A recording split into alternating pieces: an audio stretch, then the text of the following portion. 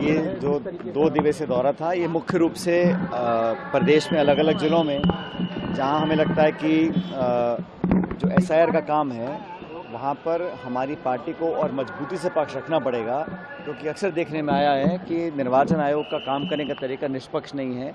अभी हम लोग बस्तर संभाग में जगदलपुर मीटिंग करके आए हैं, धमतरी, कांकेर, हर जगह मैं गया हूँ और 4 तारीख की समय सीमा है। हम चाहते हैं कि हर व्यक्ति को वोट का जो अधिकार है उससे को वंचित ना रखा जाए।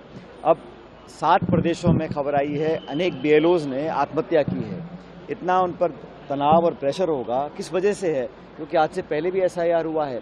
ये रिव्यू जो है ये हर कुछ सालों में होता है, लेकिन इस बार कहीं ना कहीं दबाव प्रशासन का होगा, इसीलिए बीएलओज पर प्रभाव पड़ रहा है। और मैंने सब कार्यकर्ताओं का है मजबूती से अपना काम करें। कोई भी व्यक्ति जो भारत का नागरिक है, जिसको वोट देने का अधिकार है, वो उससे वंचित ना रहे। ये जिम्मेदारी तो मूलतः निर्वाचन आयोग की है, लेकिन निर्वाचन आयोग का जो पिछले कुछ समय से कार्यशैली रही है वो संदिग्ध रही है।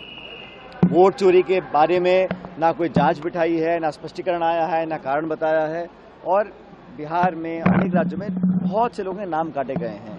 और अभी आज चंद्रदास महंत जी ने एक उदाहरण दिया, एक विधायक जो 3 बार चुनाव लड़ चुके हैं, उनका उनके गृह गांव में नाम काट के और कहीं रायगढ़ में उनका नाम आ गया था।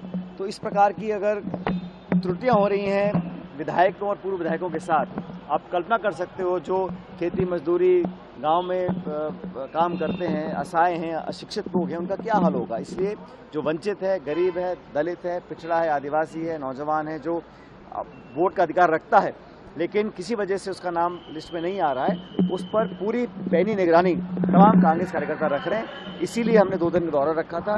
प्रदेश अध्यक्ष जी, पार्टी के तमाम नेता हमारे साथ रहे और हम लोगों ने प्रेरित किया है कि 4 तारीख से पहले जो इलेक्टोरल रोल बनेगा उसमें सब लोगों के नाम डाले जाएं। बिल्कुल नहीं है, हमने निर्वाचन आयोग को कहा है समय सीमा को बढ़ाएं, क्योंकि यहाँ पर चुनाव ना तो नगर पंचायत के, ना म्यूनसिपल के हैं, ना विधानसभा के हैं। 3 साल का समय है, लेकिन ये बहुत जल्दबाजी में, बिहार में भी इतना जल्दबाजी में काम किया गया।